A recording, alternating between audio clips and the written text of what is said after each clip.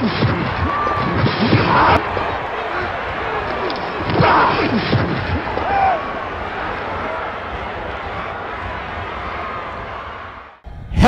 and welcome to In the Huddle. I'm your host, JT Thomas, broadcasting live from Sabraton Station. Got that right.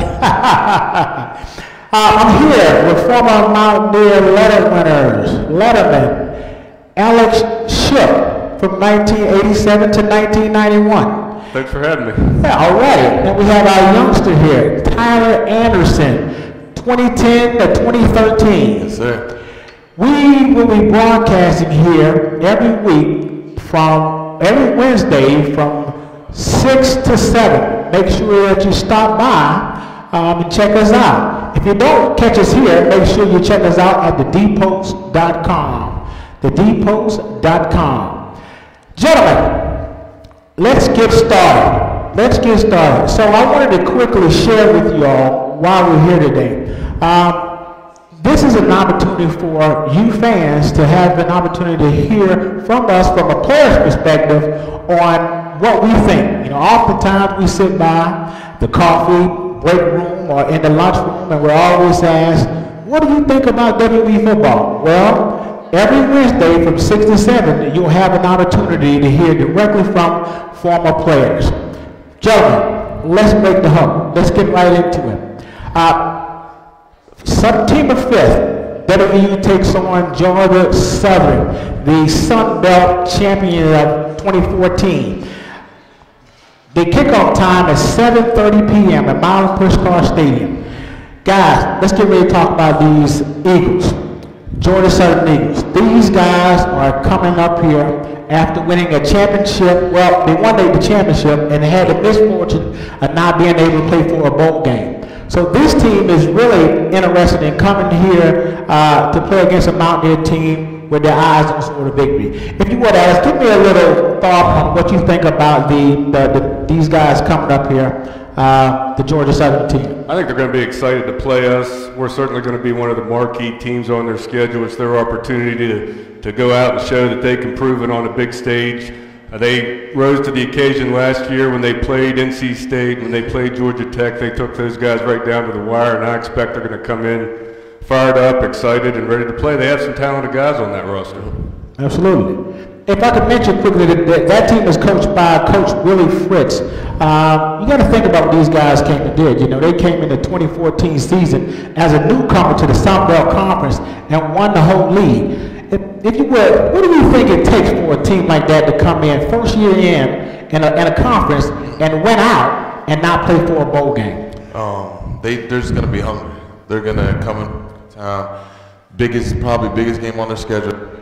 They're a small team coming to a big stage. They're going to be hungry. They're going to want to get this win. This is the win that they're going to talk about from here on out if they could succeed. And why is it they didn't go to a bowl game? Because it was their first year on that level of competition. I mean, everybody in the country makes a bowl game. This team went 9-2 and something to that effect. Undefeated in their league, won their league. That's a dumb rule. That's the rule that's in place where they were newcomers to the league, which meant that they needed to sit out 1 year before they became bowl eligible. Very surprising for that team. I guess it would be surprising for the conference to see a young team such as Georgia Southern come in and win out. But you know, that's no real deal when it comes to Georgia Southern. These guys are used to winning championships before they got into FBS contention. They've been very successful over the last couple of years and being very competitive in their conference. So they are the newcomers on the block, and I guess we'll hear a lot from them coming up soon. I want to tell you a little bit about the team, Tyler. The team runs a spread option. They got a lot of talent. They got talent at quarterback. They got talent at running back. Defensively, they run a funky 4-2-5 defense, which is quite funky. That means they like to have people in coverage, sort of like our 3-3-5. They want more defensive backs in that secondary, which makes this team a tough team to guard running a spread option. A team like this, you have to play your certain responsibilities. If you're a down player, you play the dive. If you're a linebacker, a quarterback, pitch player, this is a game going in a situation where you have to do your responsibilities to be successful. I agree with that. I mean, when you think back to it, I think back to when we had Pat Slayton and Steve White. You know, both of those guys, Pat made a triple option or a double option guy where he could either run the ball or pass the ball. And then once he passed it or pitched it out to Steve, I see these guys with the same type of momentum, the same type of play. That running back they have is top notch. Looks like he ran for about 1,500 yards last year. He was the player of the year in that conference. Was able to see a couple clips of him. He's got breakaway speed. Nobody caught him from behind. He was out running D-backs with angles on him. He's going to be a handful. I think the tendency is you want to put all 11 guys up close to the line of scrimmage because they don't throw the ball a lot, but then you have the situation where if a guy gets a little seam, this guy can take it to the house. Absolutely. They're going to be gone if they get a crease, and they pull up and throw the ball every once in a while. At the end of that Georgia Tech game, they had some receivers running wide open down the field, hit a couple long passes, missed a couple, but had guys wide open just because of the surprise factor. They're running it 80% of the time, 70% of the time, so you got to watch them. Absolutely. You know, this player that we talk about is Matt Breida. Matt Breida is first team all-conference for the Georgia Eagles.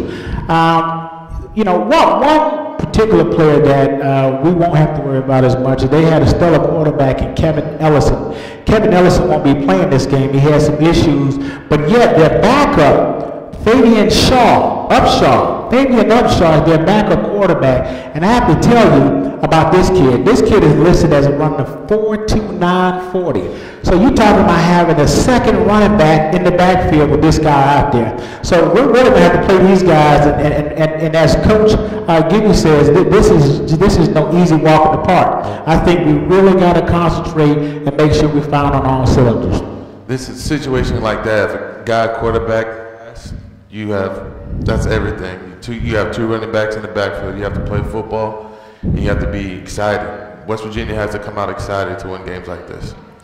Can't give him any holes, can't give him any creases. Got to make him pitch the ball in the backfield, make him make moves in the backfield. You don't want this guy streaking down through a crease because he can take it all the way to the house. And he's got a fabulous football name, Fabian Upshaw. That sounds like he can play some ball. But they're going to miss that starting quarterback, the Ellison guy. I think threw for 1,000, ran for 1,000 last year, is one of the top players in that conference. So, you know, they're going to be a little bit thin at quarterback. I wonder how many hits they're going to want this guy to take, because he run a 4.29, but he's also like 170 pounds. Right. So, you know, I don't know that they want to get this guy beat up. Right. You know, but this particular team, I watched a lot of film on it. These guys are pretty tough. I mean, you see the quarterbacks running up and down the field pretty often throughout their season. I mean, it's going to be interesting. We're going to have to contain. We have to do a lot of things. Defensively, they got about a guy in middle linebacker named Edwin Jackson. He was an all-conference guy. You'll be looking for that guy to keep his defense flowing. In fact, I have to say, a lot of times I've seen these guys flowing to the ball. You got 11 hats on the ball pretty often. And that's probably been part of their success, where they got maybe a smaller group of guys, but yet they are sturdy guys who can run to the football. Let's talk about how important it is for a defense to be yet small but agile, because I think with our 3-3-5, we're talking about the same type of guys. Well, as our defense had 3-3-5 as we played, we were undersized every team we go against, and one thing as a defense, 3-3-5 is running to the ball, getting to the ball, 11 hats to the ball. You don't know who's going to make a play, miss a play. So get everybody to the ball. It wins you games. It wins you games a lot more than making single tackles. I agree with that. It's going to be so important for the Mountaineers to not take this game lightly. As I mentioned before the start of the show, these guys want to be the next Appalachian State. You know, they want to come in here and really give it to the Mountaineers. And I watched Coach Hogerson today, some film on the coach, and he talked about starting 2 weeks early to make sure that they really get a handle on these kids. And I think, you know, we're preparing. I think the guys are hungry after playing the spring game. You know, I see guys like K.J. Dillon talking about getting ready for football. See, he can smell football in the air. Let's talk about being a player and getting ready for that first game. What is it like? These guys right now, I've played with this group right here, came in whenever I was a junior. And these guys, this is a special group of guys, this group of seniors coming up. And they remind me a lot of Brandon Hogan's. That secondary reminds me a lot of Brandon Hogan's, the Rob Sands, the Keith Tanneys. And they're aggressive. And that's what you want to see as a defensive back. And the linebackers, like your son JT, those guys right now remind me a lot of them. And that's a special group that's going to be here. I agree. So let me ask you this question, Alex. We are coming off a 7-6 season. There's a lot of chatter going on in the off season. What do you think our off season was like for these guys to get prepared for this season? I mean, obviously we went to a bowl game last year. It didn't end up the way we thought it was going to end. So that means since the time we played that bowl game, these guys have had that in the back of their mind, and they got to get ready for this season. So what do you think their thought is going into this season? Well, hopefully the thought is we're ready to make that next step to compete at the top or for the championship in this conference. We were on the cusp of doing that last year. We let a game slip away, and I think that tumbled into other losses after that TCU game. But I think the attitude amongst the coaches is we have a veteran team. We're ready to make that next step to compete at the top of the conference and to be considered one of the big boys in the Big 12 this year. I think we've had a really down season and a couple mediocre seasons. We're due for a big season. Absolutely, and I tell you what, this is the first time, and you guys tell me that if I'm wrong about this. Well, the defense is so much far ahead of the offense that we're going to really rely on that defense to play big. In fact, we've been touted as one of the best defenses in the Big 12 right now, and that's a lot of weight to put on a young guy's shoulder. I guess I wouldn't call these guys young because they have a lot of experience. Yeah. I mean, a lot of those guys came in and they started at freshmen, and they've had a few battle wounds up underneath them. They're ready to go. These guys, this group right here, a lot of them came in and played right away, played special teams right away. They have a lot of experience coming in with this group, and they've been a group that's been together since day one. Everybody who came in that group has made a big impact on West Virginia football. It's time to turn that experience into results. Yep. I think the wins and losses tell the tale at the end of the day, and the defense in particular. I hope we can really stuff the run. I think that's my big concern going into this year. We'll be able to stop the run because we're going to have good players in the secondary. I think we're going to probably have one of the better secondaries in the Big 12. But we looked a little vulnerable to the run at times last year, a lot vulnerable at times last year. We will get into it, but ladies and gentlemen, at this point in the broadcast, we're going to ask for questions from the audience. We're going to give you a trivia question. That's a new wrinkle that we put in this season. We're going to do trivia question from here now. And I have a trivia question for anyone in the audience, and the question is, what is the name of Georgia Southern's head coach? What is the name of Georgia Southern's head coach? The name of Georgia Southern's head coach. Going once, going twice. Let me sweeten the pot. I have here a Sabraton Station t-shirt for the person who can tell me the name of Georgia Southern's head coach. Georgia Southern's head coach. Our first giveaway for that particular trivia question. Going once, going twice. Got another question for you. Question is, what is the traditional colors of the Mountaineers? Okay, what we got? Yes! I knew you would get it. I knew it. A true Mountaineer. My friend, you have just won you a new shirt. We'll make sure we get it to you before the end of the show. Thank you so much. So guys, as you see, we're throwing a few wrinkles in the show this year. We're going to be doing trivia questions, giveaways, and all that. So make sure you come on down and pay attention to the show as we get better at this every week. Food's pretty good here too, buddy. Absolutely, that's what I hear. They say the food's pretty good. Food and the drinks, the food and the libations are really great here. Sabraton Station, it's a great place. Come on down to make sure you can see us every Wednesday from 6 to 7 during the show. Guys, let's jump back on topic. We're going to talk a little bit more about our Mountaineers, and I think we'll know a lot more about this. Going into this season, let's talk about our offense.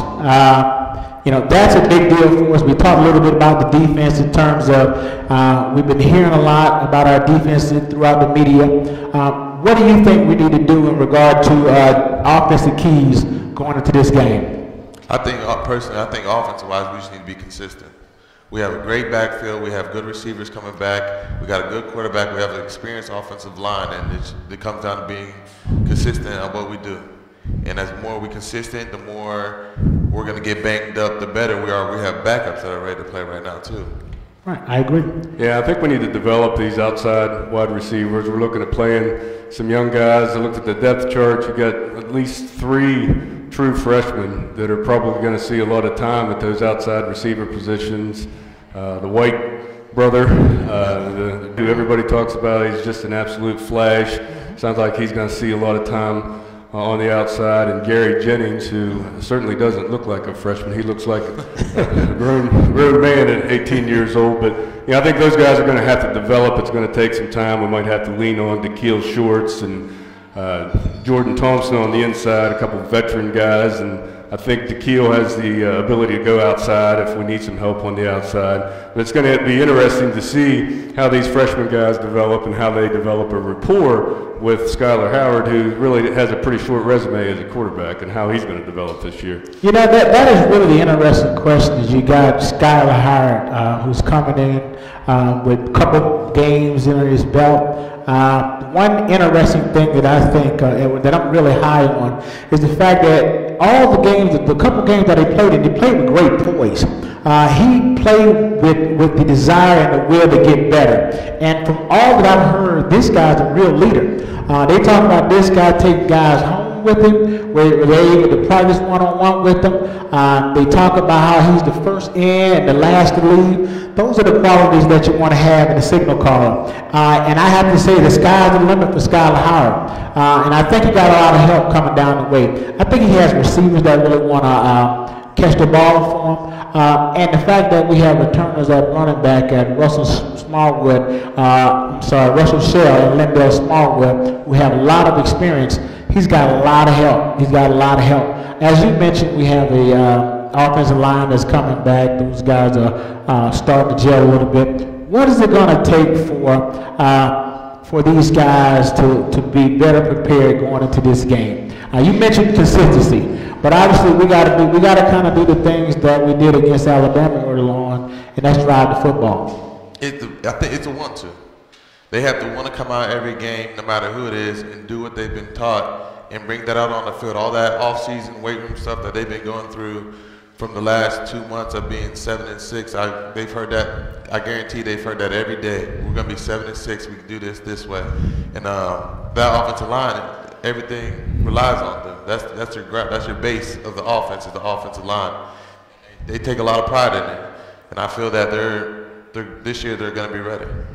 We're going to have a young guy starting on the outside. Yeah. I think the Yodne Kajuste, I'm not sure if I'm pronouncing his name right, but we're going to have a freshman out on the outside, so that's going to be interesting to see how he protects Skylar. I think that's his blind side too, and unfortunately Skylar has the ability to scramble a little bit. Don't want him doing a ton of that, but he is dangerous with his legs as well. But I agree, it all starts and really ends with the offensive line. If they can't create holes for the backs, and if they can't give Skylar some time, then we're going to have a long season. But I think everybody ought to be really, really excited, fired up. If you can't have smoke coming out your ears on that first game after you've waited all summer long, been hitting your own teammates, it's going to be a night game. Mountaineer Field might even be dark at 7:30 by that time. September 5th rolls around. It's getting dark. Cedar out there, so it smells like football's in the air. This little bit of cold weather we've got, so hopefully we'll get a nice cool night for the boys on September 5th. I'm sure it will. Guys, let's transition right into this defense that's being talked about. This defense who, as recently as yesterday, been talked about as being probably the best in the Big 12. That's saying a lot, guys. For West Virginia defense to be as young as these guys are, I say young, but they're more experienced than a lot of defenses we've had in the past. What have we got to do defensive-wise, first and foremost, to deal with the opponent that's in front of us, Georgia Southern? They haven't seen a lot of this triple option stuff in the Big 12. What are we going to have to do, Tyler? We have to stop the run. They're going to try and run the triple on us. We have to stop the run. That's one thing I saw against Texas last year that we had trouble doing in the stack, was stopping the run. And if we stop the run, we hit their quarterback, hit their running back a couple times, they're gonna ease up a little bit. And we just have to be consistent at doing that every play. You know, one thing that I'm concerned about, you guys tell me what you think about it. Last year, I noticed when we played Baylor, TCU, we were very successful. We ran cover 0, where we locked up against everybody, and we refused to allow those receivers to run down the field. The bad thing about that, when we played Oklahoma, we were in that cover 0. With your back, you got DBs running up the field with the wide receiver. With the back turns, you get exploited that way. So that's one thing that we're going to have to work on, even dealing with Georgia Southern, is we got to play these coverages where we can do some disguise stuff and be able to bring safeties down or bring blitzes from the outside. And I don't see Coach Gibby having a problem with that. You know, what do you think? Cover 0 is always risky, no matter what level you do it at. It's just receivers expose the DBs and someone get open. But otherwise, disguising the defense, Gibby has always been very good at disguising defense, whether it's rolling the coverage from cover 1 to cover 2 or playing cover 6 and rolling to cover 4. Disguising defense, a quarterback reads something, he thinks something there, and it's not. What's the stack 3-3-5 defenses West Virginia has always been able to disguise what we're doing. And these are veteran guys, too. These are veteran guys that the two safeties have played probably as much football by the end of the year as any Mountaineer ever played. The number of games that they played with KJ Dillon and Carl Joseph, both seeing a lot of time early on. So they should be able to disguise those coverages. Worley's experience at the other corner. We got Ricky Rump's experience. Terrell Chestnut. Terrell Chestnut's experience. So all across that back five, we got a ton of experience, and that plays into being able to disguise the coverages and not worrying about blown coverages. Right. You know, one person that I really don't think take charge of that defense, that's Mr. Barber. Barber's back. This is the guy who's been sitting out for a year.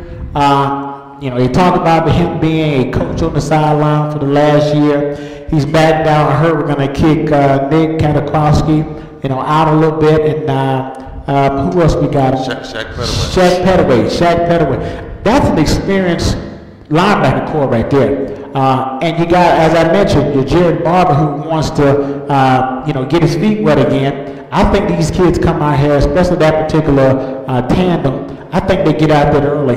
And I think there's nobody more hungry than Jared Barber, returning back from an injury, who I know want to play football better than anybody on that field. I think it's interesting to hear him talk about the different perspective he got from being the coach, being on the sidelines, watching the game from that view, and then coming back and being ready to play. And he thinks it's going to make him a much better player in these games, understanding not just what his responsibility is, but what's going on behind him, what's going on in front of him, know it the inside out like the coaches do.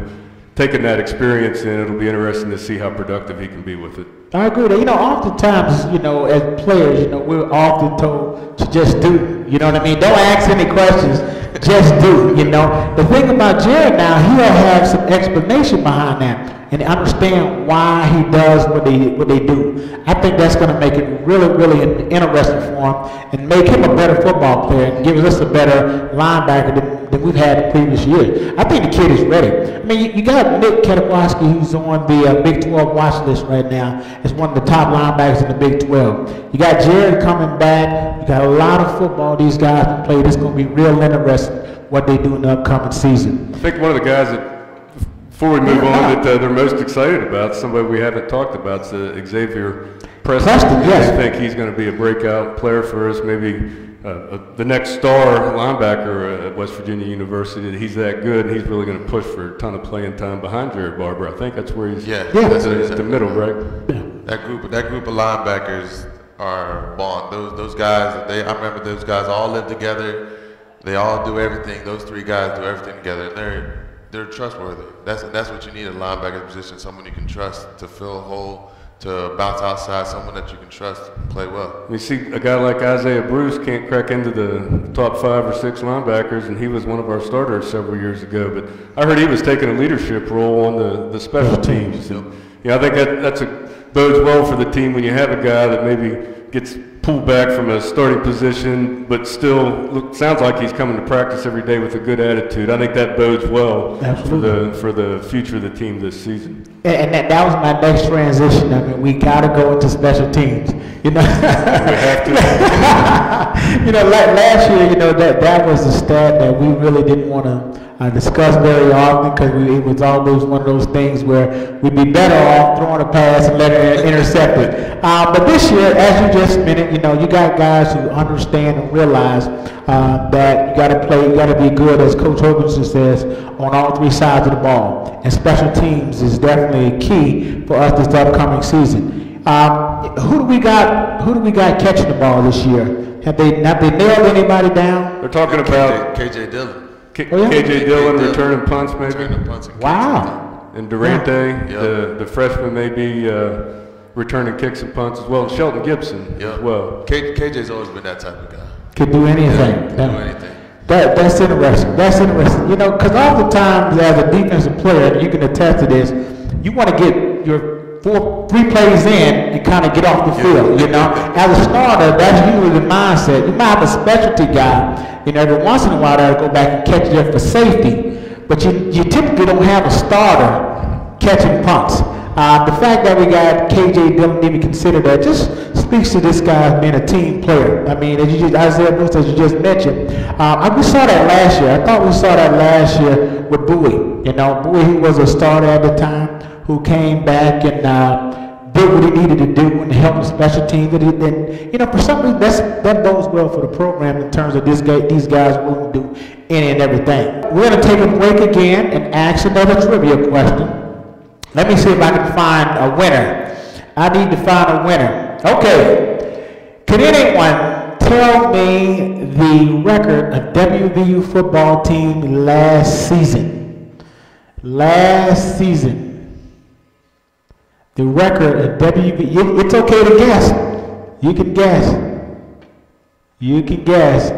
WVU football record.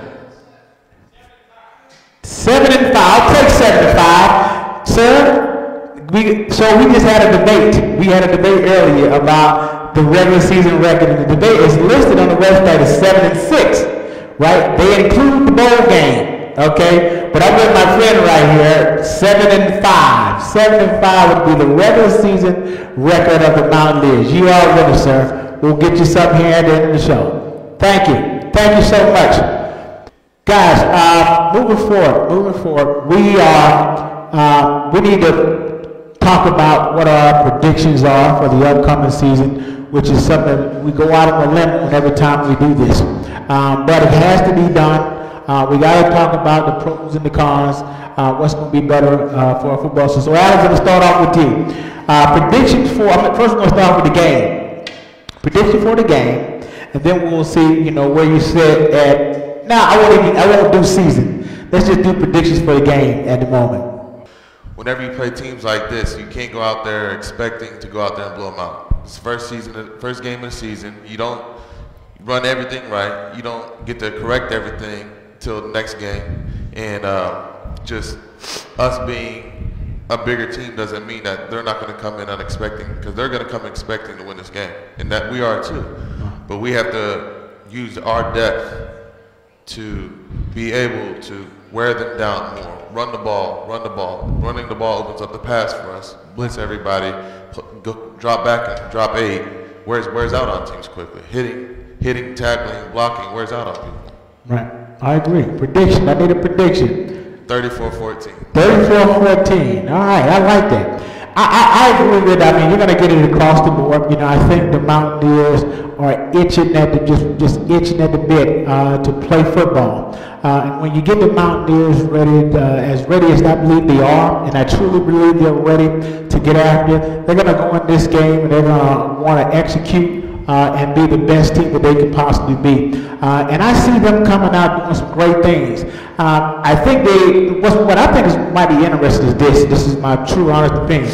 I think we may sit back and see what they do. because they run a style we haven't seen in a long time. So we might give a little bit more than we would normally give when we key teams up, because this team can be very surprising, in my opinion.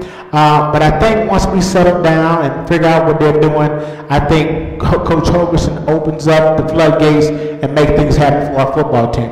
I think we, walk out that point with more than 30 points, right? And defensive wise, I give them probably be around 21 points if they get that. I feel strong about the Mountaineers, especially for the first game. We'll have a nice large crowd because everyone wants to see the first game. I'm sure they do. So we'll have a nice large crowd. The weather will be great. I think our guys will be ready to go. So let me ask you this. Going into the game, players for the Mountaineers that we need to, on defense, players on defense that we need to watch out for. KJ Dillon. KJ Dillon. KJ Dillon and Jared Barber. Jared Barber's he's gonna be hungry. He's set out all last year and he's ready to play football. Okay. Now the debate now, Carl Joseph is one of the hardest hitters in college football. What they say, I'm sure Carl Joseph will have a lot to say in terms of him showing up playing football on Saturdays. So Alex, defense-wise, who we need to have an eye open for? I think the inside guys, you won't notice them, but hopefully they're taking up a lot of the blocks. And absolutely, you're not going to have any big seams in that defense. They're going to be forced to pitch the ball to the outside, which kind of plays into the. I'm not a defensive guy, but plays into the strength of that 3-3-5. We got so much speed on the other side of the ball that they're not going to be able to run around us. So if our inside guys eat up those blockers, Kwiatkowski's going to have a ton of tackles, Barber's going to have a ton of tackles, and then our outside guys are going to clean up any pitches that come out of that option. Right. I would agree. My guys are KJ Dillon and Carl Joseph. Nick Kwiatkowski, because I'm a linebacker, you're a linebacker. We got to always throw a pitch in there for Nick Kwiatkowski, who led the team in tackles last year and was all Big 12, a linebacker. I'm looking to see him do some big things this season, and I know that he's just not going to settle back and not be as productive as he was. So I'm excited about defense. As I mentioned, this is probably one of the most celebrated defenses that we've had in a long time, when you got a lot of guys with a lot of experience who know how to get after the football. One thing that I know that the coaches talk about more, and that is getting more turnovers. We have to do a better job of getting turnovers this year, because that's a component of the game. The more turnovers you have, the more chances, the better percentages you have of winning the game. So let's go to offense. Offensively, who are the guys, the key guys we got to? I'm excited for Skyler. I think he's confident. I feel that the kids trust him. I feel if you got a quarterback you can trust, you can run an offense. I think he's ready for it this year.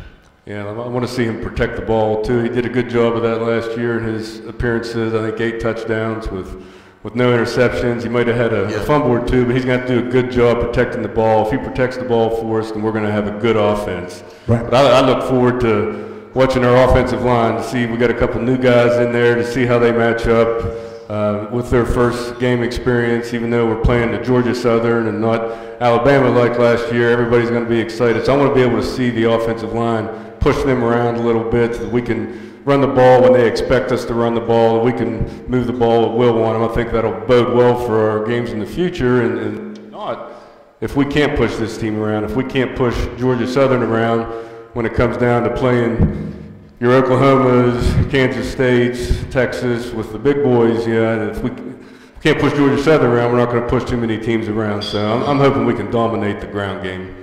I agree. I think this is an opportunity for Skylar Howard to really come in and show that he is in command of the game. I mean, this is a great game for him to really come out there and really just get a good handle of the game. And I think he'll be successful in running the ball as well as passing the ball. But I think his backups or his release will be our 2 running backs. I think Russell Shell, started off last season before he got injured and was doing a great job. In fact, I think there was a stat one time he was scoring in the first drive, for the first couple games. I think maybe 50-60% of the time we were scoring on that first drive, and he was a large part of that. Same thing with Lindell Smallwood. Now you have a guy in Lindell Smallwood who has several plays underneath his belt. I think he's going to be just another guy, another component of the offense that I think will help us out in terms of being a better football team. So my guys would be certainly Skylar Howard. I want to see Russell Shell do a lot better, and I think he's certainly capable of it, and I think he'll be quite fine. Let's go into. I'm kind of going off script just a little bit. I'll do that from time to time. But let's talk about, I brought this question up last year. How far are we away from winning a Big 12 championship? I don't know. You haven't seen anything yet that shows that we're contenders in weeks 10, 11, and 12 of the season. We showed a little spark last year. Yeah, we were a play or two away from beating TCU. We beat Baylor. Yeah. But you got to be able to do that over the course of a 12-week season, and we haven't shown the ability to be able to do that in the Big 12. And I've never thought that we were unable to compete in this league, and I don't think it's that huge of a step up from where we were in the Big East. Certainly not the old Big East. Right. But if you think back to the old Big East, we weren't winning championships every year in the old. I think we won. And we fought at the top there most of the time. We were in the upper half, and then we dominated the Big East recently. It's not that big a difference. I think we've had some down years, quite frankly, the last couple years. I don't think it's a matter that this program is unable to compete at the top of the Big 12. So I don't know. I've danced around your question a lot. I think it's a situation when we're playing with top-tier programs throughout the country, and we're not going to win the league every other year. It's just not going to happen.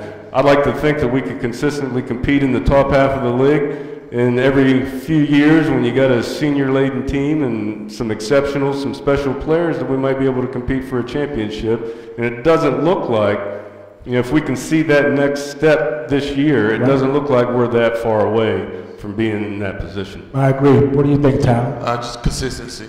Last year we showed spurts of we can win those big games, and we also showed spurts of we can lose the small games. Right. Like coming up, it's just consistency. If we're consistent throughout the whole season and get good at what we do, we'll be okay. Yeah, that's the difference. So you talk about win the big games, which we beat Baylor and we almost beat TCU. And what's the small game that we had coming up the next week? It was Texas. Right. I mean, we're going into Texas. It's not like we were going into playing the weak sisters of the poor right there, but that was, on paper a game that we should have won. That's the difference between being in this league and being in the league that we were in before, where your big games were Cincinnati and all due respect, those are good teams. There's no getting around it, but it's just a different level. Absolutely. They've got 50 or 60 big-time players on their teams. The Texases, the Oklahomas, 70 or 80 probably, where there wasn't as much depth perhaps in the leagues that we were playing in before. I agree. I mean, when you think about it in the grand scheme of things, I think there's a lot of parity in the Big 12. I mean, any given year, someone else can be leading or winning the Big 12 championship. When I sit back and think about the games we were close on, as you guys mentioned, TCU, Baylor. In fact, I had all but said we would win the Texas game. I didn't think Texas was quite ready for it. They had lost a few games. We ended up dropping that on the carpet. We left a lot of plays out on the carpet. Texas Tech, we came out and did a great job against Texas Tech, but you're banging week in and week out. That's unlike the Big East. We almost had a break, at some point in the Big East. But in the Big 12, you're banging week in and week out. And now you can attest to this because I'm sure 2 years ago, when we got into what we've been in the Big 12, 3 years, 2 or 3 years. That first year, I have to say this, I remember you guys going out to Texas. And I thought that was probably the hardest hit game that I saw in college football. I mean, you guys really had to be sore after that game. If you can speak to that, what was that game like for you guys? It's rough, especially going to Texas. It's not a short flight to Texas. It's not like Cincinnati or going up to Pittsburgh. It's rough, and especially my senior year when we went to Texas, came back home, and then next week you're going at Texas Tech. that 2-3 day process, it wears on your body a little bit. Yeah. That's something that you have to prepare for mentally and physically. I agree. I mean, as I mentioned, I thought there was a lot of parity in the Big 12. As you mentioned, Alex, I see the Mountaineers fitting up in the top tier in the next couple of years. Because I think it took us 3 years to get the defense where it is, right? The defense is, I think personnel-wise, I think Gibby is really getting control of what he knows what he wants to do. Now it's about him bringing in the personnel that he needs. I think offensive-wise, we've been bringing in junior college guys, filling the gap. When we start getting a pipeline of guys committing to West Virginia, offensively strong guys, that's what I think we start jumping the frog, is when we get guys who come in as freshmen and work through the program. You got a guy like William Press. That guy getting his third or fourth year, you're talking about an offensive leader. If he can get it, you're talking about an offensive leader who can really turn things around. Defense, I think we're where we need to be. Offense, I think we have the coaching ability. Coach Holmes certainly has a mindset. Been one of the top tier coaches offensively for several years. I think we're not too far away, Alex. I really do. We're getting some continuity. Absolutely. On the coaching staff side of things, we're going through a defensive coordinator. It seems like every year there for a while, and that's just hard on guys. Right. It's hard on the players that are adjusting to a new coach, a new system. Almost every year, and we're getting some continuity on the offensive side of the ball. We've had a ton of turnover on this staff. I think Holgerson might be the only guy left from the original staff that came through. So, it's nice to have the same position coach for 2 or 3 years. With Lonnie's been around for a while now, and Juwan Sider's been around for a while now. You build continuity within that meeting room. I believe that's going to pay off for us down the road. I agree. You start to hit it. Guys, at this moment, I want to take some time to, first of all, recognize our sponsor, Sabraton Station. And we want to ask the audience for any questions that you may have for the panel. So if you would, we'll take questions just by raising your hand.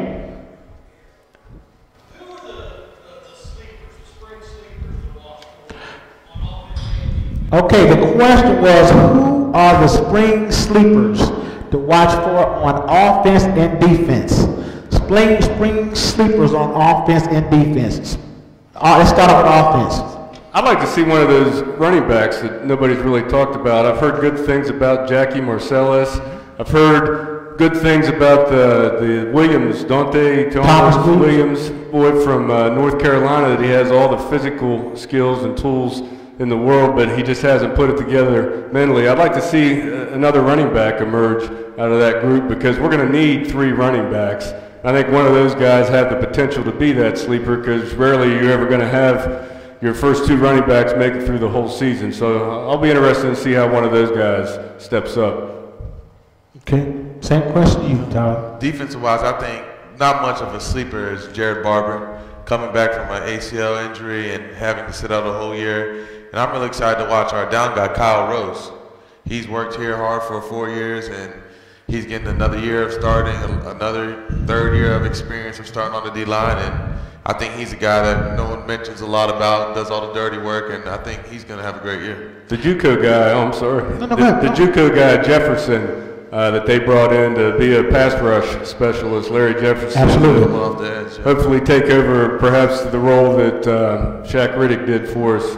That's it, right? Shaq Riddick last year was able to bring some pressure off the end. We're going to need somebody like that on the defensive side of the ball to bring pressure without having to bring a blitz every time to get it. So it'll be interesting to see how he steps up. Right now he's kind of a situational player. I don't think they expect him to be an every down player, but they want to bring him in on passing situations to bring some pressure off the end. I would agree that defensive-wise, we mentioned this guy, Xavier Preston. I saw this guy in the spring. This guy came out of nowhere. I mean, the kid just came out of nowhere making football plays. I was very excited to see a guy come out of nowhere and fit right into the program. Another guy, I wouldn't call him a sleeper, but I kind of feel like he was asleep for a while in terms of we didn't get him the ball much, is Tequila Shorts. I think we need more production out of Tequila Shorts. And I think if we get that, I see Tequila Shorts being a replacement for Tavon Austin, right? And I think he has that type of capability, but again, I think he needs to bring it to the forefront. Okay. The queue wasn't asleep. We had Kevin Williams and Mario. That's what it was. There. We didn't use him as much as we probably should have. Gotcha. Balls to go around. I would agree with that. Any more questions? Any more questions? Questions? Something? You got a question? Yes, sir.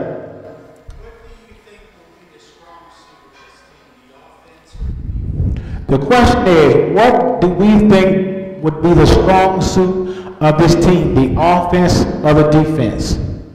I think we might agree on this. Yeah, I think everybody expects the defense because of the experience coming back, because of the depth that we have on the defense and some of the improvements that we've seen over the last couple of years, that this is going to be the strong point of the football team. That, coupled with the fact that we have basically a new quarterback, so you don't really know what's going on with the offense. So I think everybody expects that the defense is going to be the strong point.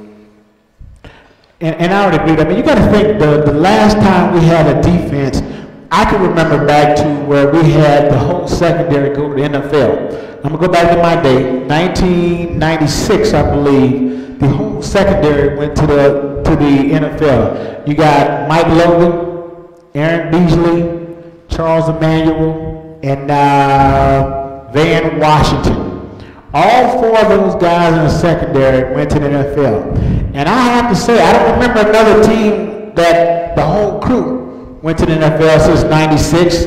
The whole secondary. JT's crews, but Brandon Hogan and Keith Tandy and Rob Sands, they all. That's probably the closest one, closest group. Now these guys here we have now Chestnut, Henry. Certainly Dylan, Joseph. Who is the other corner over there? Nanda?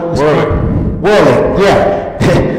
That secondary group, I think that's the next best thing. I mean, these guys that secondary is really going to amp up this defense. And I think these guys are so seasoned that they're not going to get caught sleeping on the small stuff. I think these guys are studious. They are football players that are locked into the game. I mean, when I sit back and think about the time and dedication they put into the program, you're not going home on the summers no more.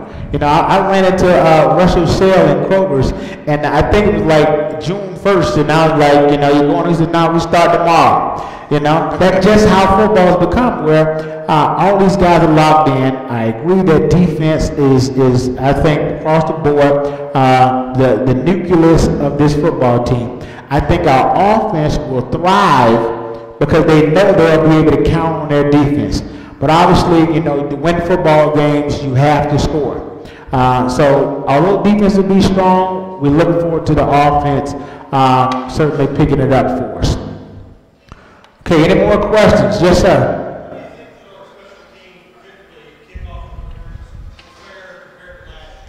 Okay, the question was, how do we think our kickoff team will fare compared to last season?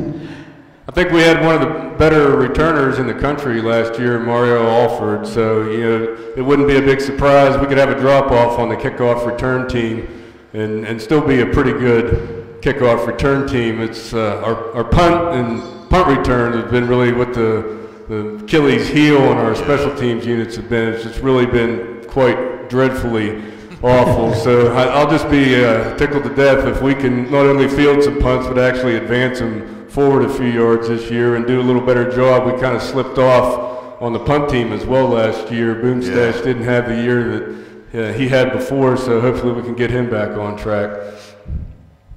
Yeah, I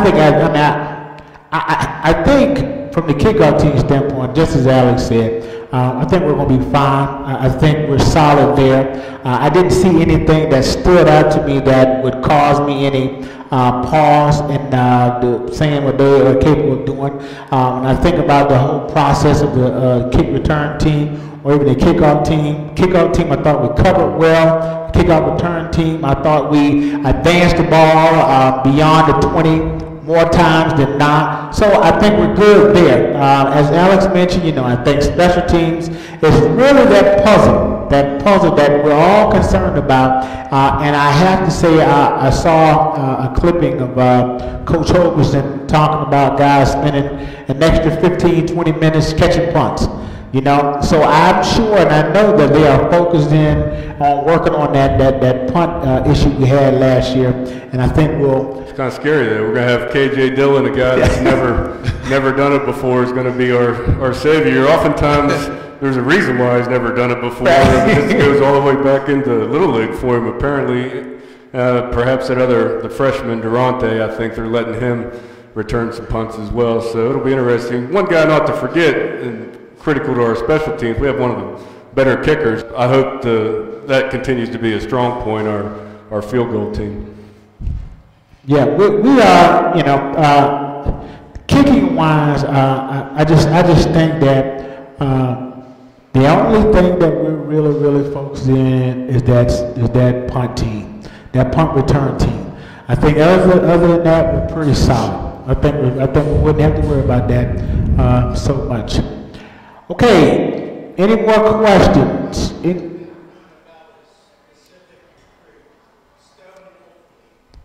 Stone Wolfley. What do you want to know about Stone Wolfley?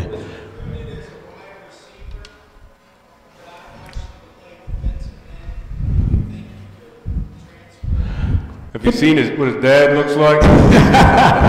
I don't think he's got wide receiver written, but WR ain't going to be beside his name in the future. I think he's a tight end, tight body, defensive end, tight body.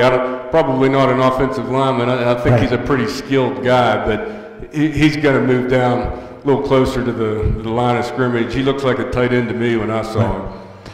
So you're saying that you saw him as a defensive end? Yeah. I think at this level, I think it'd be safe to say he'll probably stick around that tight end position. Body type wise, you just see him fitting in that type of mold. Again, haven't done a whole lot on Stone. I mean, from seeing him, but I just think he's more of a tight end type of guy. You know, I think he would enjoy catching the ball in this offense. Whenever the tight end does catch the ball, which I think we should do a lot more. What do you think? Stone, he's a good kid. He's only been here for, 3 months? Right. 4 months. He's next 2 years, they're going to get him blown up. His dad's a big guy. His little brother is a big brother now. And he has a lot more to grow into his body. And like Chris said, he's going to get closer and closer to the ball. He won't be outside. Right. He won't be a receiver in this system, I don't think. Any more questions? Thank you, sir.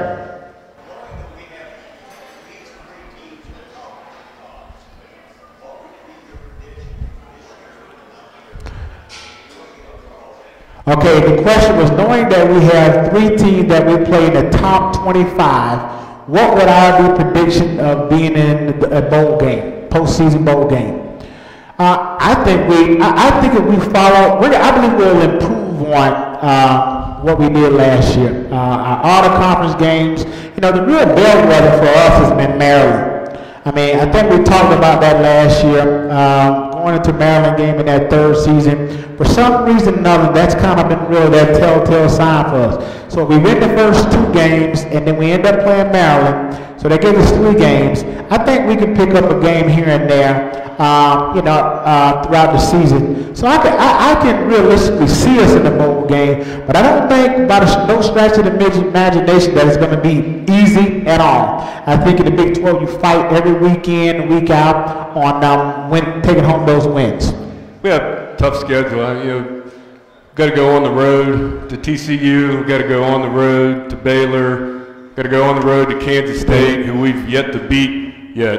Oklahoma, got to go on. I don't know how this got set up that way. We get Texas at home, but I think 8 wins would really be in the regular season the breaking point of good season versus maybe we didn't meet expectations. The 8 win, anything better than 8 wins, I think would be fantastic for us, and anything less than 8 wins, it feels like we're kind of stagnant, stuck in neutral. Right. I think Chris said 8 wins. Okay. That's realistically 8 wins. It all depends on how we go into every week. If we go into every week with a mindset that, knowing West Virginia, being back in the Big East, knowing that we're the underdog, that puts a chip on your shoulder. And when you have a chip on your shoulder, you play well as a whole. So I think week by week, it just depends what team shows up. They better have a chip on their shoulder in that Week 4 game going to Oklahoma, because hopefully we're going to be 3-0, and they're probably going to be undefeated as well. So we better have a real big chip on our shoulder. And I've noticed that every time we play Oklahoma, it's become a real dogfight. And for the most part, that's one of our games that we can mark as that big game. Well, ladies and gentlemen, it's about time to wrap it up. I want to first off thank Sabraton Station for sponsoring this event. And as I mentioned earlier, if you want to see us, you can come here every Wednesday from 6 to 7 p.m. From 6 to 7 p.m. If you don't catch us here, you can always check us out at the dpost.com football section. Ladies and gentlemen, again, I want to thank you for coming out. See you next time. Until next time, huddle up.